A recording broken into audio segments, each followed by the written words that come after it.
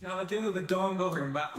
It's TSM, one sip at a time, breaking the chains that held me blind. I'm learning to live, finding my way, step by step. I'm breaking away with every pour. I'm claiming my life. It's TSM, I'm ready to thrive. Yeah, it's TSM.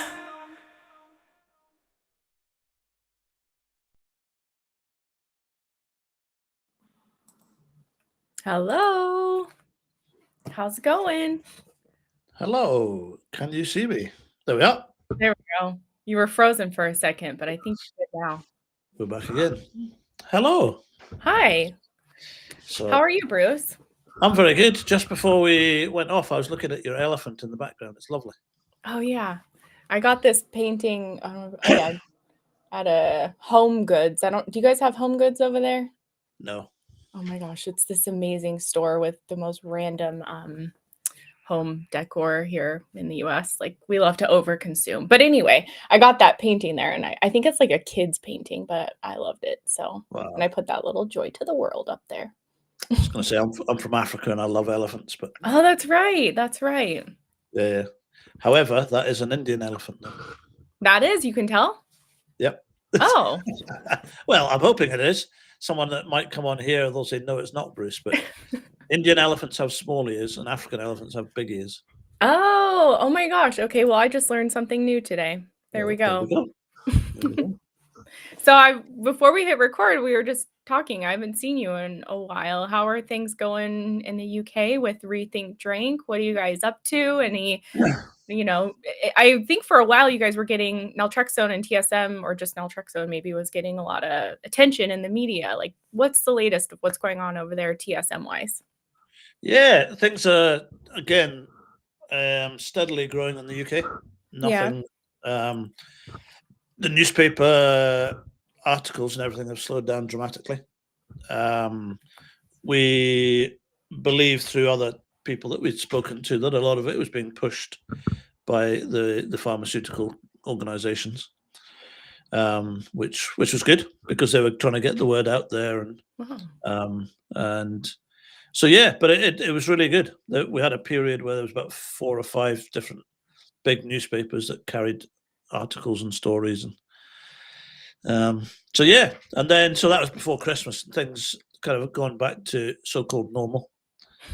But it was quite good because things were growing very, very quickly. So it's given us that space and that time to put stuff into place that we can duplicate. Well, we hope in a month or two's time, we should be able to duplicate fairly quickly if we ever see an explosion or it happens again. So That's awesome. And yourselves in the States? Yeah, things are plugging along. It's just I think it's really cool here because more people, like it seems like more people are able to get the medication either from their doctor or from, online providers. So it's become really easy to access naltrexone here. But like the folks that often join our program are the people whose doctor either wants them doing something else besides the medicine, or they realize, okay, there's a lot more to the medication than I realized. Like we're taking this silly little pill before drinking, but it's like opening this huge can of worms with our relationship with alcohol in the best way possible. But that's just something I hear over and over again from our members. Like, okay, it's a lot more than just taking a pill, because oftentimes our drinking and our relationship with alcohol, we call it a relationship for a reason. It just touches every area of our life. And when we don't want to drink as much, it's like, okay, what else am I going to do with my time? Or how am I going to cope when life is stressful? And maybe you hear this a lot. I hear this a lot from our members, is like, I don't really feel like drinking, but I drank anyway, or I can see how I'm drinking out of habit. Like that's an indication that naltrexone is doing its job. Now it's time for you to kind of step in and, like we always say, meet the medicine halfway. And it's a process, but I know what you and I love about this treatment is it's gradual and nobody has to be forcing anything or, being demanded to be abstinent or anything like that. They can take it at their own pace. But yeah, things are good here in I general. think we're still lucky here in the UK because not lucky, but you still have to get access. It's quite difficult to get hold of naltrexone. Mm. So whereas it sounds like in the States, it's becoming much more readily available. Yeah. So, which then that, I mean, it will happen in this country where things will grow, and then we will go through a transition stage of everyone thinking, oh, there's a pill out there that can do everything. Yeah. It's So being we've called the got Ozempic for drinking, right? So people think, oh, I just take this pill and I won't want to drink anymore. Because apparently with Ozempic, like you don't want to eat as much or something. It's like taking a Tylenol. It does it for you. But naltrexone Yeah. isn't. Naltrexone is powerful. I would not be where I am today without it. But if I didn't do the work to change everything I did, like that's why people are 3 years on the medication without having an alcohol-free day yet or things like that, which I see, Yeah. regularly. And it's interesting how many people come to us, and you'll probably get it in the States, that they say, well, oh, I've been taking the meds for a while, and it's trying to very gently explain to people that, listen, I love your expression, you've got to meet it halfway. Yeah. I was speaking to someone today, and I said that if you've been drinking it a while at maybe a daily basis, you've dealt with everything emotionally and psychologically with alcohol. Maybe not everything, but lots of things. Some people it is everything. So when you start to regulate the alcohol intake, the hardest part, I think, on TSM is not the addiction or the dependency. The pill does that, but the hardest part is the reducing of the alcohol intake, and then learning to adjust to life with less and less and less alcohol, Yeah. and learning what else to do with life. It's like, okay, oh, right, what do I do now? I know it sounds simple, like, and it's always what you hear when people talk about, just mindful drinking or quitting drinking, like, oh, deal with your emotions in a healthier way and go out and pick up old hobbies. Like it's kind of generic information, but rubber hits the road when you actually try to do it. Like one of our members, she was being compliant with naltrexone, but she was like chugging a bunch of alcohol on an empty stomach because she's like, naltrexone blunts the euphoria that I'm used to getting. And I found that if I drank really quickly on an empty stomach on naltrexone, I could still get that a little bit. And so it's like, okay, like, how much is naltrexone really helping you if you're still turning to alcohol to get that, drunken effect? And again, this treatment requires grace. Nobody's demanding you to make a change overnight, but just recognizing naltrexone does its part and you've got to do your part as well. And I think oftentimes people start this medicine, I know I did, like, cool, this pill's going to help me drink less. And then as it started chipping away at the desire, there was this like extreme discomfort in me of like, who am I if I'm not drinking every day? Or what do I do after a stressful day? Or last night on our group call, one of our members was talking about her big trigger, which she's not a daily drinker, but when she gets triggered, it's usually like a stressful life event. And she just immediately wants to drink to kind of numb that feeling. And sometimes she struggles with compliance. And that was honestly really hard for me. I remember the first time I felt like genuine anger when I'd been on TSM, and it was the first time I hadn't numbed it with alcohol, numbed the emotion of anger for like 10 years, to be honest. And it was overwhelming. I was like, am I going to have a panic attack? It was a lot, but I remember writing it out and a couple hours later, I felt really good. But, that's something that naltrexone isn't going to help with. The easy choice would have been for me to just get mad, take naltrexone and drink anyway. But I was like, I don't want to have this like tie to alcohol in that way. I want to be able to cope on my own. And I think that initial desire to want to make that change is, the seed that's required to actually make it. And we've started to learn here as well that people, sometimes the phrase fast responders are used or whatever, but what I'm really starting to learn now is our fast responders are people who, for anyone that's watching this, that's people that respond very quickly to naltrexone. What I'm starting to learn is it's not that, in most cases, that it's not that they're responding specifically fast to the meds, but what is happening is they've had, in the last 2, 3, 4, 5 years, they've had periods of abstinence where they have done a lot of, they might not necessarily have done a lot of personal development and personal work, but they've had extended periods of abstinence where they've dealt with stress and a bad day at work and So when it comes to reducing their alcohol intake on TSM, they've already been there in the past, in the last few years. So when they take naltrexone, the journey is, they still have to adjust to other things, but the journey is not easier, that's not the word, but it's relatively comfortable rather than people who have drunk every day for the last 5-10 years, like you're saying. Yeah. And then all of a sudden, how do I deal with anger? How do I deal with tears? How do I, when I get upset with something, when I have a stressful day, when I get anxious, when I go to a wedding and I get really kind of social anxiety, my jokes all of a sudden aren't so funny. And the TV programs I watch, or the ball games that I go and watch that used to be fun with beer and everything else, and we just don't do that anymore. So but yeah, and I just want to say, for those that have joined, welcome everybody, whatever platform you're joining us on. If you have questions for us, we'd be happy to answer them. Any questions you have about your TSM journey, no matter where you are, we'd be happy to help. It's our passion and specialty, and that's what we're here for on this live stream.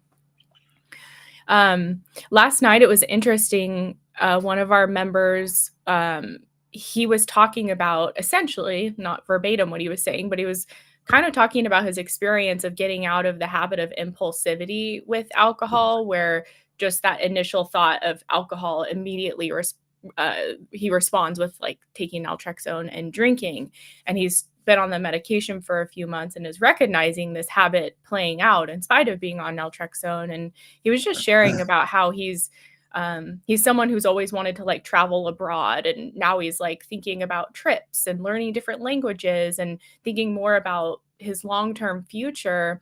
And he's realizing how much effort it's taking for him to actually like choose to do those things, as opposed to the daily habit of just drinking. Like, he's enjoying it, but he's like, I have to kind of force myself to, explore these different things that I know I was always passionate about, but I have no practice with because I've been drinking so much. And I think that can be the hard part of, drinking is always our default choice when we start TSM. That option is always there, especially because this isn't an abstinence-based approach.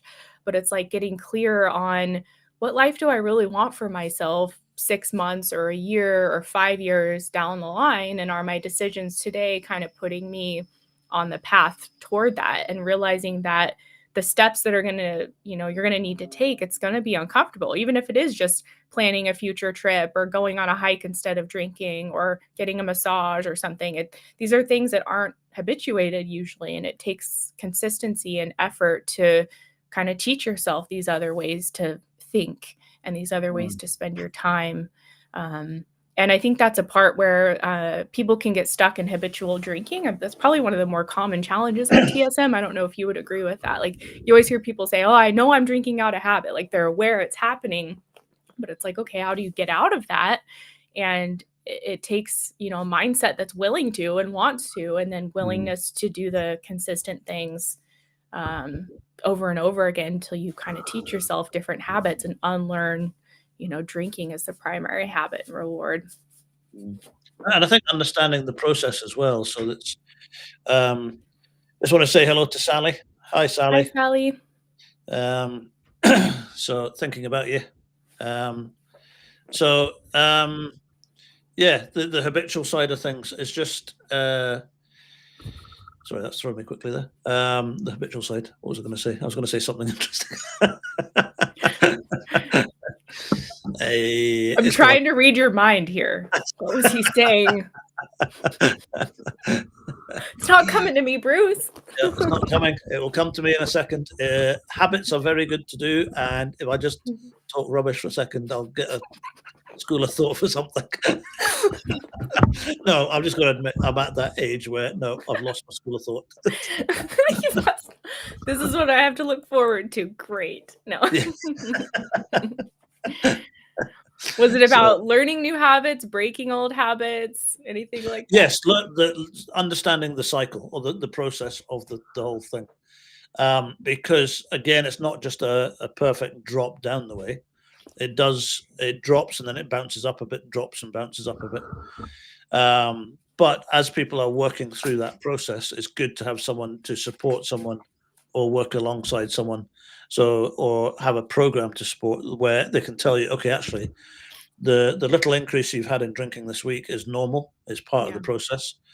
It's just you reverting back to an old habitual process again. Yeah. And that so many people that we've worked with that they've had a little bit of an increase, but then to have someone there or a group or a video or something that can explain, hey, listen, that's happening because that's an old habit, just raising its head, and you're not relapsing, you're not going backwards. It's just it's an old habit raising its head again. Yeah. Yeah, having the proper expectations. Like, I recently saw a post from someone in a Facebook group. They were like, I've been on naltrexone for 4 years and I'm giving up. And I have like a million and one questions. I didn't talk to the person. It was just a post they made and I saw. But my thought is like, if you took it for 4 years, there must have been something happening to make you be willing to take it that long. Like, I would imagine that it wasn't like absolutely nothing happened.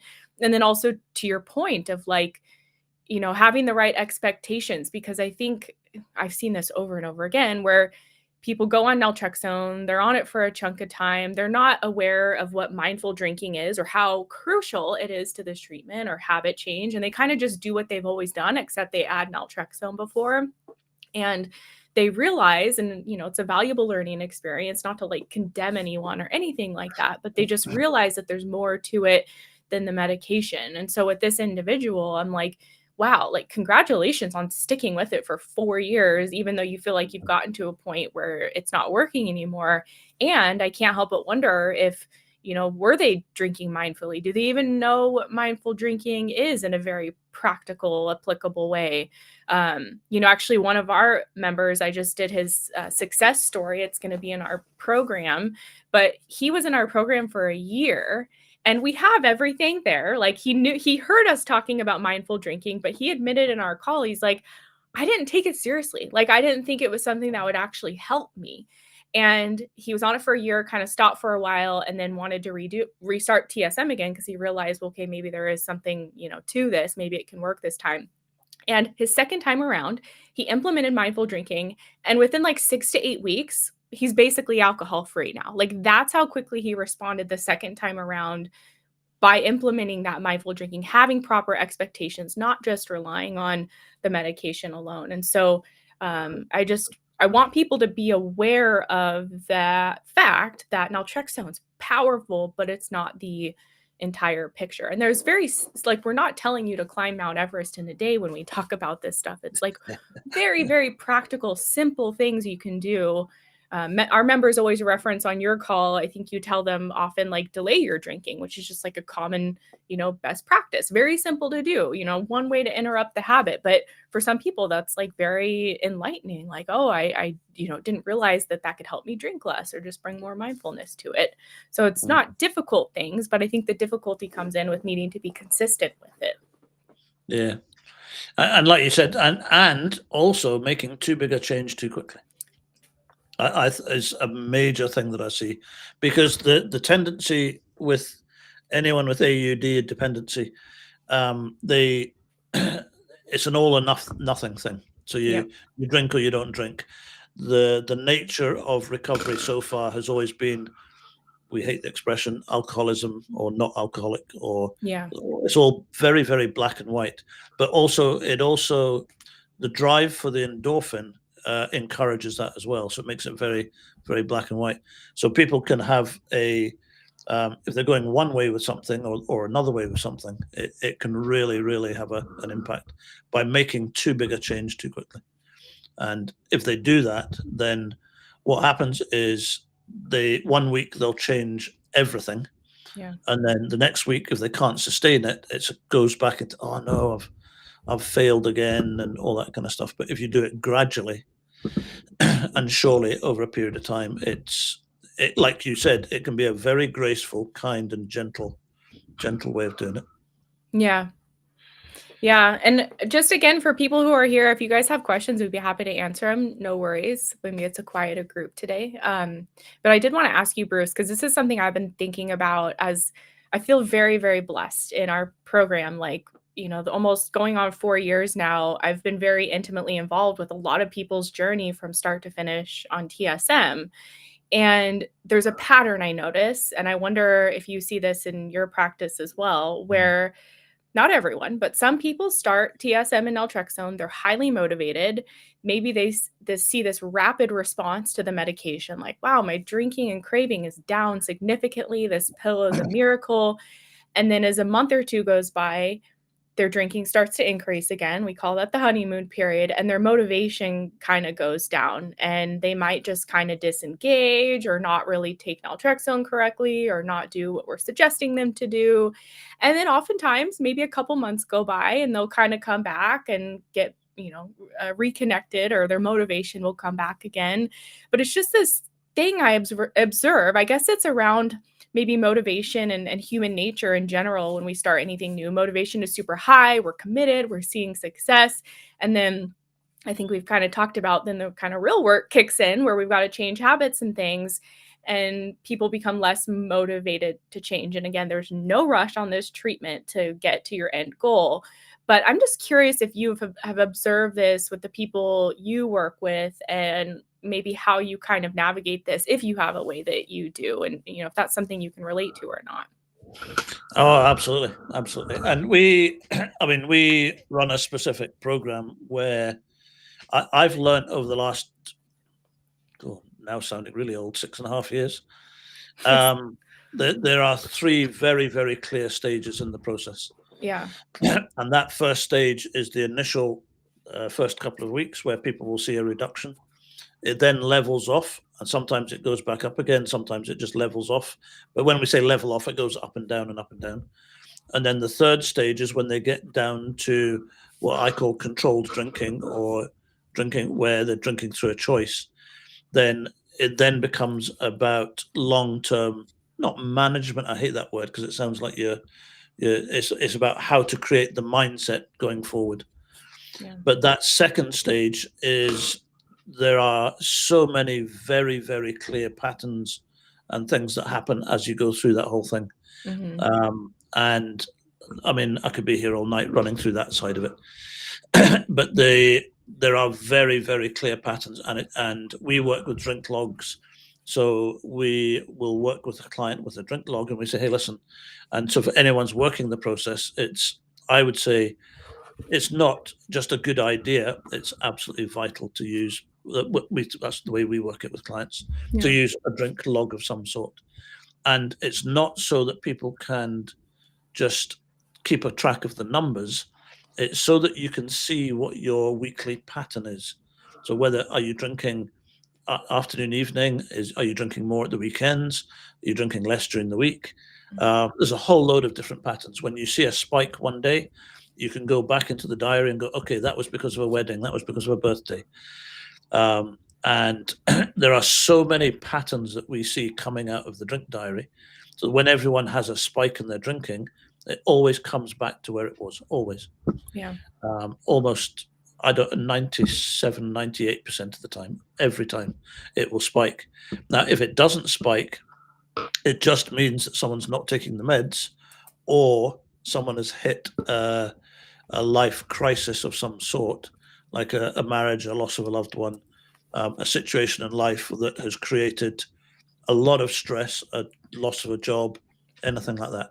Yeah. That can increase the drinking. But at that point, the person needs to hear, listen, this is not a permanent basis. You're not relapsing. This is just a standard process that happens. You've fallen back into old habits to deal with whatever the emotional situation is. So let's just gradually, over a few weeks, just bring it back down again. Every time it comes back down. Christmas, it goes up, comes straight back down. Thanksgiving, it goes up and it comes straight back down. And once people start to see that pattern, it gives them the confidence to know, hey man, I can't relapse. Yeah. I can't relapse. So long as And you're compliant, right? Absolutely. And when you know that cycle, when you don't know the cycle, the immediate response to an increase in your drinking is, oh, wow, no, no, I've done this before. And then all of a sudden you start the guilt and the shame and everything else. why haven't I done this before? I've done this before, Yeah. blah, blah, blah, blah, blah. So I just need someone to say, actually, I quite often turn around to people and say, I hope you had a good night out. Enjoy the Yeah. hangover. Enjoy the hangover. And they say, Bruce, you're crazy. And I said, yes, I know, but I hope you enjoy the hangover. I said, yeah, Yeah. but I drank half a bottle of scotch. I said, I don't care. I said, you took your pill. It's rewiring the pathways in the brain. Whether you had one drink or half a bottle on that one night doesn't matter, because it will return back to normal. Then you get into all the habitual stuff. Yeah. Yeah, and it's a huge thing in our program that we are constantly communicating to our members is being kind to ourselves, because I think our AUD brain, like you said, when you have a night where you drink too much, you're just like, "Oh no, I'm a failure. What's wrong with me?" We automatically just beat ourselves up with our thoughts, with maybe how we treat ourselves. I mean, when we have AUD, that alone is a very self-destructive cycle.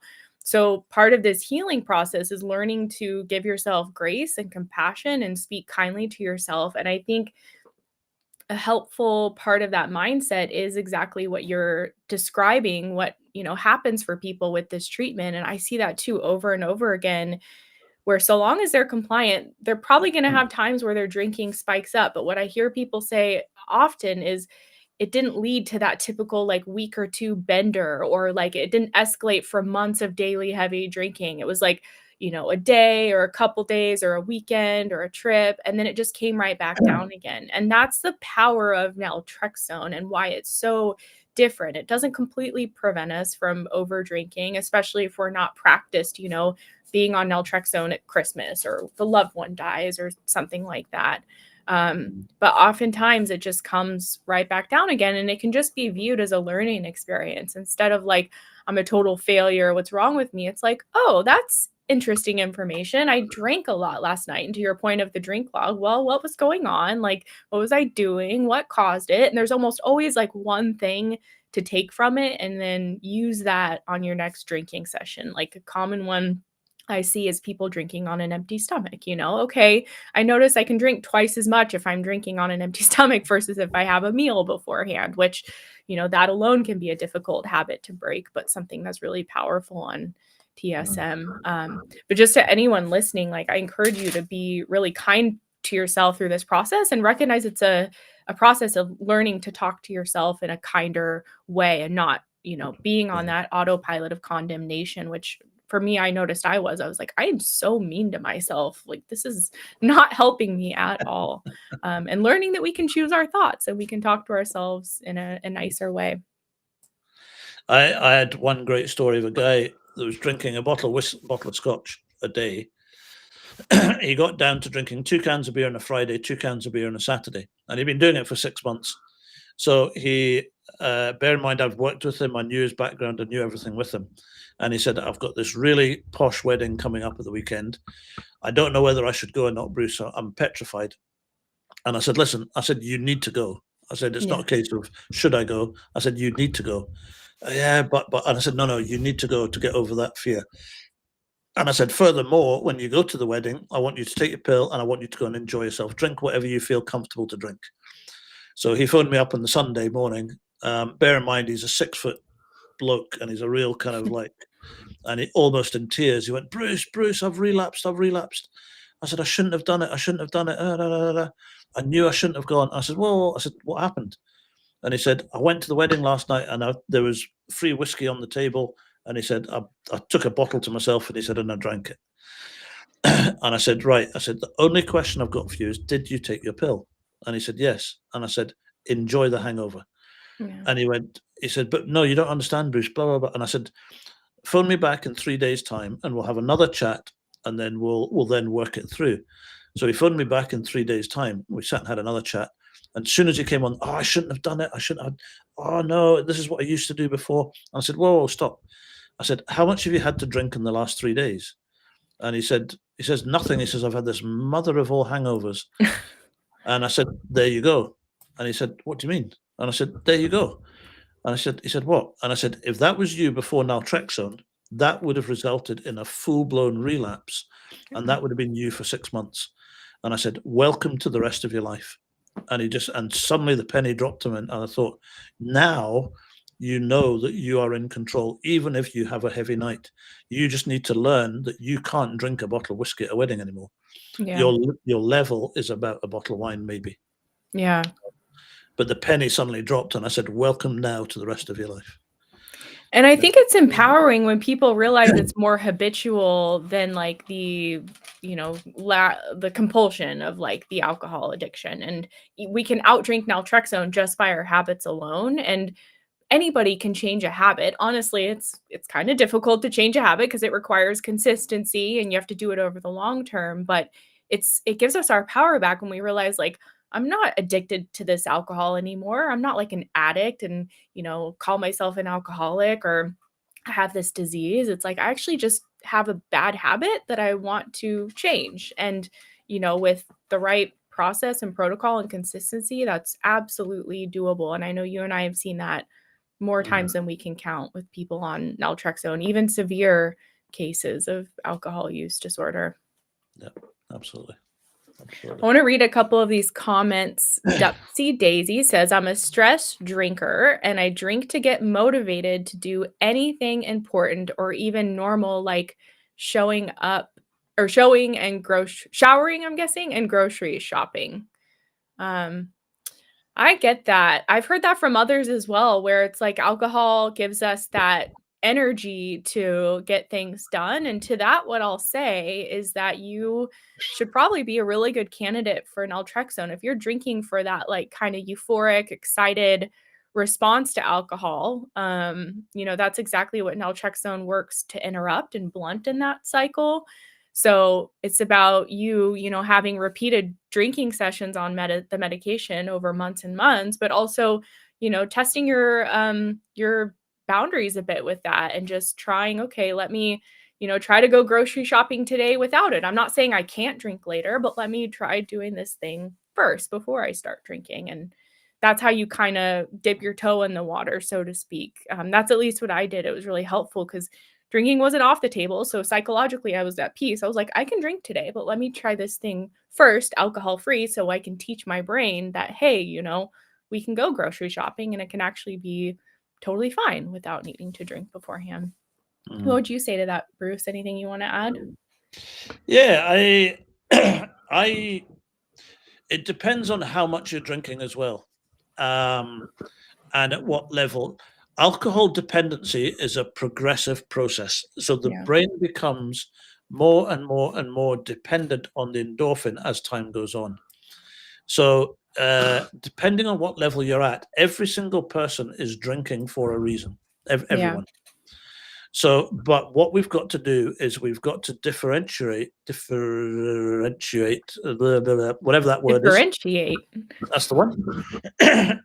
Between the two sides of it, that the reason why someone is drinking or the reason why someone started drinking in the first place, which can then get people caught in a water pool. What's it called? A whirlpool. Cycle. Yeah. A cycle of just, listen, this is a problem, this is a problem, this is a problem.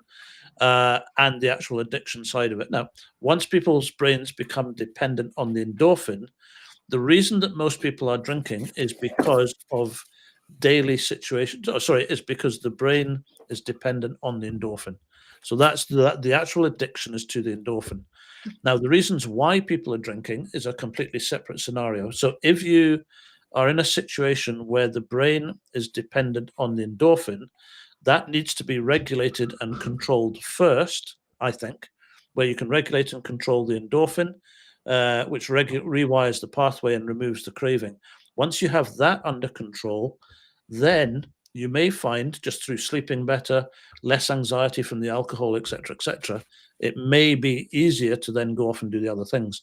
If it's not, then it might be time to seek additional therapy, support, counseling, speak to your doctor, do many other things. But it's just it's two very, not your situation, but the reason why someone starts drinking and the perception of why people drink on a daily basis is, if they're drinking regularly, it's because of endorphin. Yeah. Does that make sense? Yeah, and we've got the sober heathen here who watched your video where you were like, endorphins, endorphins, endorphins. A lot of people really like that video. And I think the way you describe that, it's very empowering as well, because we realize, okay, it's not necessarily the alcohol that we're addicted to. It's just the method we're getting that huge endorphin reward. And I think that's empowering because it just again lifts that shame and stigma and weight of being an addict or an alcoholic. It's just like, oh, my brain is just hijacked to look for like an obscene amount of endorphins, and I can unlearn that over time and start to appreciate natural endorphins instead that aren't addictive. I think my background was rehab center management, where I worked in abstinence-based programs, and where we worked with peer support groups and a rehab center and alcohol counselors and alcohol psychiatrists and everyone within that field. Every single part of that field, they do an amazing job. Don't get me wrong. They do an amazing job, but the whole thing is driven by willpower and driven by talk therapy. It's all, let's sit down and discuss it. Let's have a meeting. Let's have counseling. Let's have groups. Let's talk. Let's go out as a group and do things. And that's absolutely fantastic. Don't ever get that. That's very, very helpful and needed. But you are never going to deal with the dependency or AUD by doing those things, because the addiction is to the endorphin. So until you deal with the addiction, you can go on as many group or picnics or whatever you want to do. That's not going to deal with the addiction. The number of people that we had in rehab that would sit through, we did group work every single morning, well, 5 days a week with all the guys in the rehab. We did groups on triggers and self-image and everything. At the end of that, they would walk out the door and relapse, 90% of them. And I've now realized that actually, right, okay, there's a big difference between TSM and other programs. And the reason TSM is so successful is because of endorphins. So Yeah. thank you, Sober Heathen. Thank you for your support on when Katie will get the same as well, but when we're under attack in certain areas. Yeah. I know. Do you recognize him from TikTok? Oh yes, yeah, Yeah. absolutely. Yeah, So, he's great. I went on his podcast, maybe like a year or so ago. He's a very he works in the recovery field, if you still do, assuming you do, but he's very open and embracing like all paths to recovery. So, yeah, it's a breath of fresh air in that conversation, I would say. and it is. I mean, it's, even though I say that all the time, the work that AA do can be and is for a lot of people amazing. The rehab work that's done within the rehab, counseling is an amazing thing to go through if people have underlying issues that need dealt with.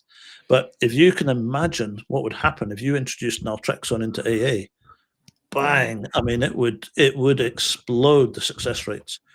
And I think after week 3, they would get rid of the 12 steps, but I didn't say that.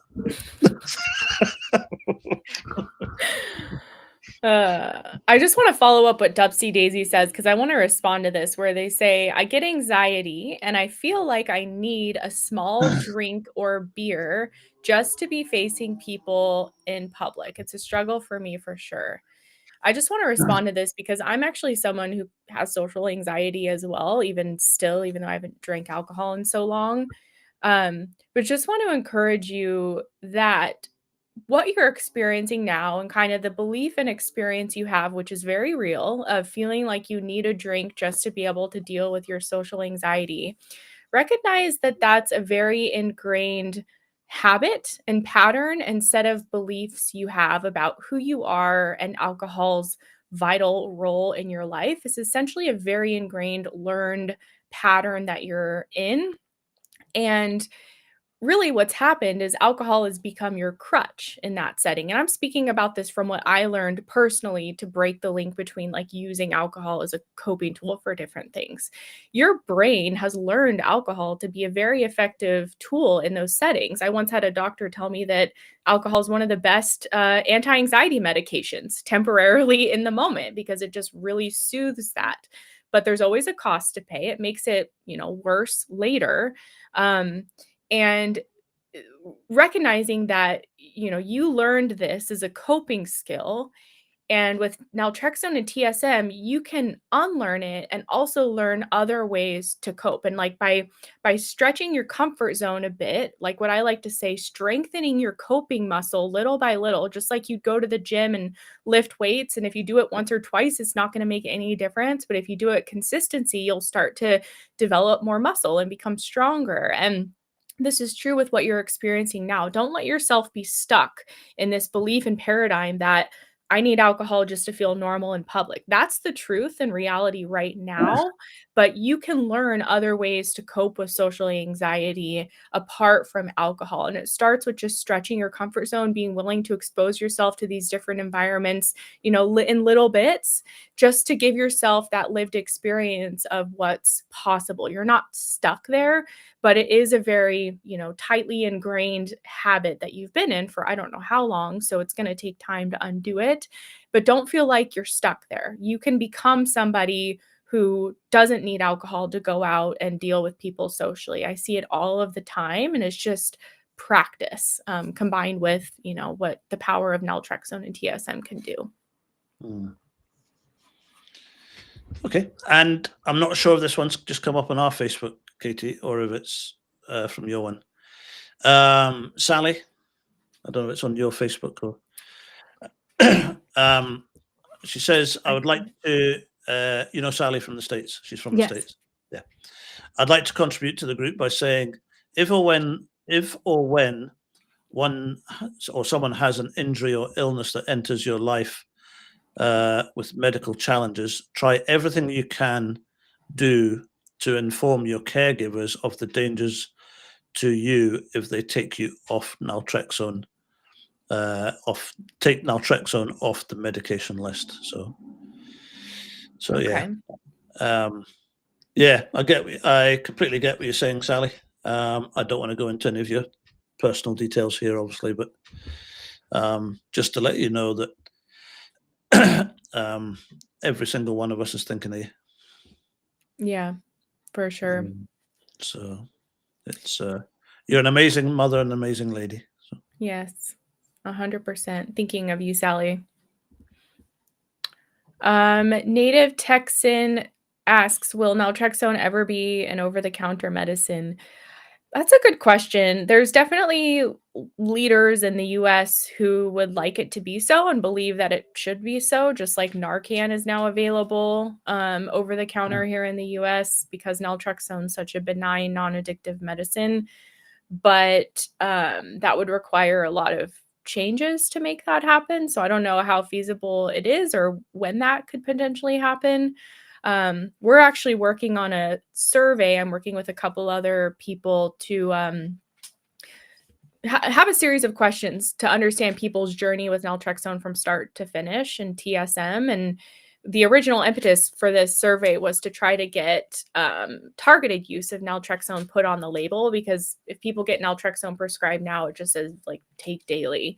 And we want to try to demonstrate the efficacy of targeted naltrexone or the Sinclair method. And perhaps the FDA would change the labeling to promote targeted use. That's kind of one step maybe in the direction of potentially over the counter, but I don't know if or when that would be possible. It would be lovely if it did. Yeah. Lovely. That's my dream. I'm not going to give up on it. Yeah. But I know. saying that, the one thing we've got to be careful of, and we've learnt it from America, is that as long as it comes with a proper backup support program, it would be fantastic. If it doesn't come with a backup support program, it could cause not more damage, but it will help a lot of people. Yeah, maybe not damage is the wrong word, but yes, we would like to see it. But personally, myself, I would like to know that people are being supported emotionally and psychologically through a program of a sort, as that is becoming the case. Yeah. So yeah. So one day though, hopefully. Yeah. Yeah, we'll see. It'd be great. So. Joanna says, and maybe you can answer this one and I'll piggyback Bruce. She says, or Joanne, sorry. Week 3 for me, drinking not reduced that much.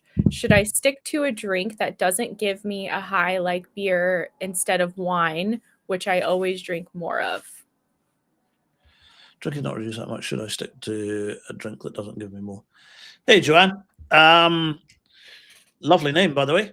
My grandmother was a Ross, and I live in Scotland. I don't know if you're in the UK, but the area I live in is called Rossshire, which is where all the Rosses come from.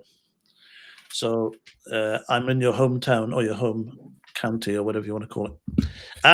Drinking not reduced that much. Should I stick to a drink that doesn't give me a high like beer? If you're week 3 into it, Joanne, my first question would be, have you seen an initial reduction on the medication? That would be my first question. You said that it hasn't reduced much, but it sounds like you have had some reduction. So most people starting on Nrexone will see an initial reduction. And then once that levels off at about the stage you're at, week 3, it's very, very important that you get stuck into keeping a weekly drink diary. And now from here on in, the whole process is all about habitual change. So you get into taking your meds 1 hour before you have your first drink of the day. And then from there on, it's about habitual change. So changing from wine to beer, if that's something you think would be good for you, if you find that the wine is going down, it was wine, wasn't it? Instead of wine. Yeah. If you think the wine is going down too easily, absolutely swap across to beer or cider or something else that you can drink. And then what to do though is the important thing is not to make a massive change instantly, is to make very gradual, continual, repeated behavior as time goes on. So it's a case of just very, very gradually. If you go from wine to beer, absolutely fantastic. But then make sure that you stick with that continually. If you can't stick with it continually, it doesn't mean that the meds aren't working or you're not working the program. It just means that right now that's too much too soon.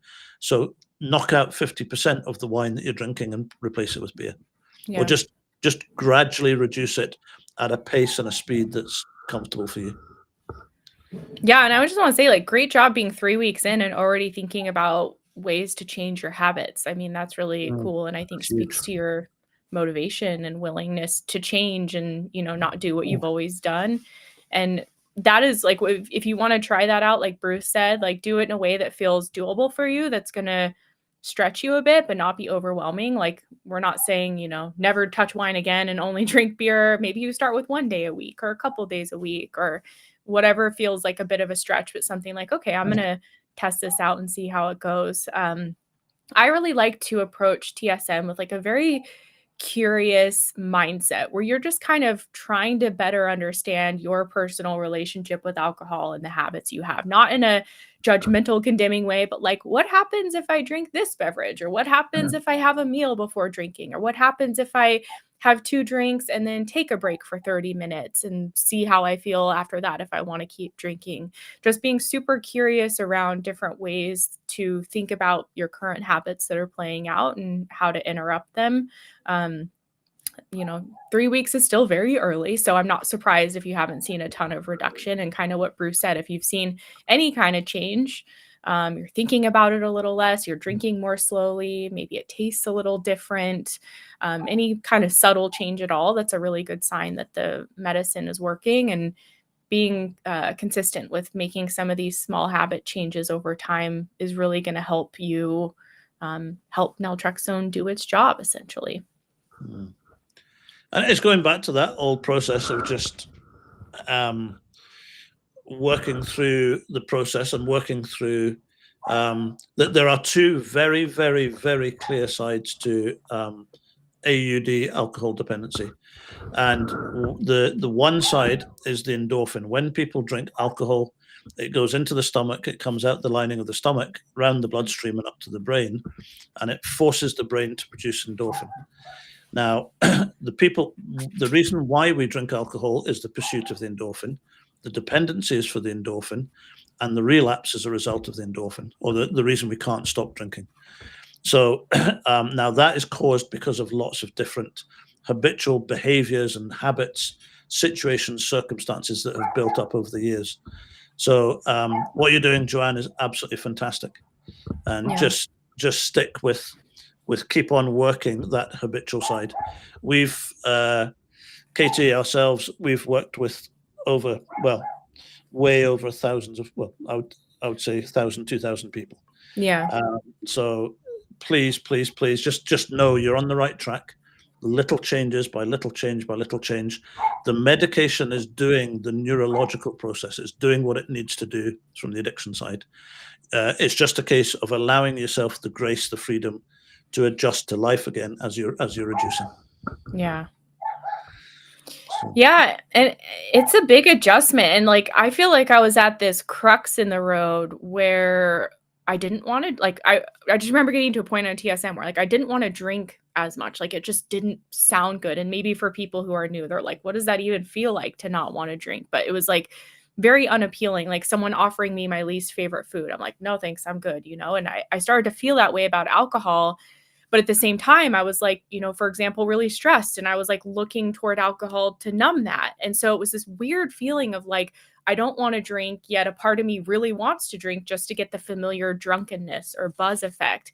And I remember thinking at this point, like, a mantra I developed was the only way out is through, because I was tempted. I was like, I can stop taking naltrexone and kind of get that buzz again, and my desire to drink will come back, or I have to keep going forward, essentially. Like those are my two options. And I really, really wanted to get over my alcohol dependence. And I think that internal desire and motivation was what kept me committed and going on TSM. I really wanted to change. I could see a version of myself that wasn't addicted to alcohol, and I was like laser focused on that. And I think that really helped me to kind of push through and realize that I was going to have to deal with these uncomfortable things. And you know, I didn't even know what I liked to do when I was on TSM. Like I drank every day for 10 years. That was my hobby. It was how I spent all my free time. I didn't have any hobbies or skills. I would go to work and I would drink, and I would day drink all weekend. Like, I'm like, what do I even like to do outside of drinking? And I had to like teach myself things. And I started with little things like riding my bike or going for ice cream or reading a book or watching a movie, just these things I used to enjoy before AUD. But it was hard to like be bad at something and like think like, what do I even want to do right now? Or how do I cope after a stressful day? And I think that if someone doesn't have that internal drive to change and that clear picture of where they want to go in the future, it's so easy to just stay plateaued on TSM. And there's a lot to learn in that kind of wilderness period, if you will. We actually have a member in our program who I met with recently. She's been on naltrexone for 3 years, hardly had any alcohol-free days. And she is finally getting to a point where she's like, I just realized like I'm at a point where I don't want to be a daily drinker anymore. And she was honest with the fact that before this, she didn't want to have alcohol-free days. She was pretty content with where her drinking was at because naltrexone helped her reduce enough to where it wasn't as bad and she could kind of still function. But it took her time to get to this place where she was motivated enough to actually do the work necessary to make this change. She saw a different future for herself. And so just speaking to that, because that is something that's maybe unconscious or people aren't always thinking of, like how much our beliefs and our desires and our clarity for our future self, how much that can impact the decisions we're making day to day on naltrexone. Yeah. I love that expression. What was the expression? Go through it rather than... Oh, the only way out is through. Through. Yeah, I like that. I like that a lot. So, yeah, it's and true. Dupsy Daisy, I'm dyslexic and I get my words up mixed all the time. This is an American question. I don't have insurance. Is naltrexone affordable in the US? Yes, it is quite affordable. If you go on like GoodRx, you can get a coupon even, making it like $20, $15. But even if you get no coupon, depending on the pharmacy you go through, some are more expensive than others. But for me, I paid $30 for a month of naltrexone. I didn't have any insurance. So you're probably looking at anywhere from $15 to $40 in the US without insurance. So it's really not that expensive at all. Do you ship to the UK? How much is it in the UK? It's somewhere in the region of $110, $120, $130. That it's the same in Canada too. We had a member who is from Canada, and I think they spent like $200 on their 30 pills. I'm like, wow, I wonder why. But when you go into Europe, it's exactly the same as the States. It's about $30, $40. Is it easy to get in Europe? I've gotten a couple emails lately from people in different parts of Europe who can't Very get it. difficult. Depends where you are, but most cases, some countries just will not prescribe it at all. Okay. Other countries, what's that country called? France?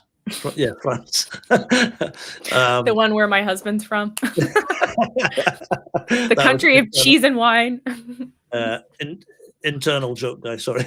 No. In France, I believe it's quite difficult. Spain is now getting harder. Italy.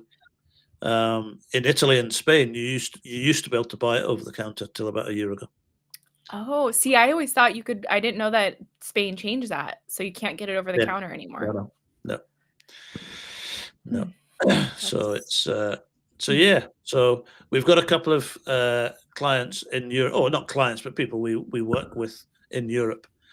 So we keep threatening them to buy a white van and drive across to France or something, collect a van full of naltrexone. But if the police or customs are watching, we're not doing it. Yeah. Because it's highly illegal.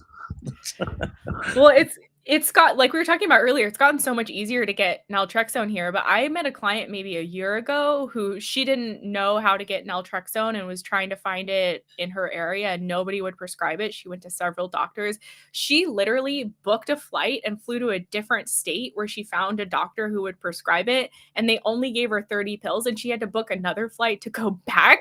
And when I met with her, I told her, like, you can get it through telemedicine in all 50 states, and she didn't know that, but it was just crazy to me, like the lengths that she went to. Clearly she wanted it, and clearly that shows how life-changing this medication can be for people. She was willing to fork out money to literally fly to a different state just to meet with a doctor to get it. And when I started it in 2017, it took me a long time to find a doctor to prescribe it as well. So a lot has changed over the years, thankfully, at least here in the US. I remember 5-6 years ago when I was watching your early videos thinking, is this thing for real? Yeah. It was a real struggle to get it in the States. Yeah, it was. And that's still the case. Some doctors aren't willing to prescribe it. I see that regularly. And some doctors are. You just never know. You can always ask. But yeah. Which is crazy because it's not addictive. It's rather benign. If you just even do a quick search, you can see that it's been researched for decades for alcohol. And so it just doesn't make sense to me why some doctors aren't willing to prescribe it. And I had a pharmacist, maybe I told you this, they commented on my TikTok, like, you're like threatening people, like suggesting you should drink on this medication, it can kill you. And that's like a literal pharmacist. I'm like, shouldn't you of all people know? Like, this is crazy. It's that's where you kind of stick your tongue in your mouth and yeah, you got to learn when to be quiet. It's social media is fun at times. Yeah, that's one way to put it. I'm like so over the mean comments. I just I don't respond anymore. I don't engage. I can't. When I do my lives, you get one coming up and you just go, oh, God, here we go again. It's like, can you change the record, please, and put something different on it? Well, all right. We are at the top of the hour. I just want to thank everybody so much for joining. I hope this was helpful for you guys. Again, whether you're watching live or you're watching afterward, if you're in the UK and you want to plug into the Sinclair method with a source of support that's just incredible, and we'll be there for you to walk you through the treatment, reach out to Bruce and Matt at rethinkdrink.co.uk. And of course, if you're in the US, at thrivealcoholrecovery.com, we specialize in this treatment and love supporting people through it in our private online program. So bye for now, Bruce. We will see you again soon, hopefully. Thank you so much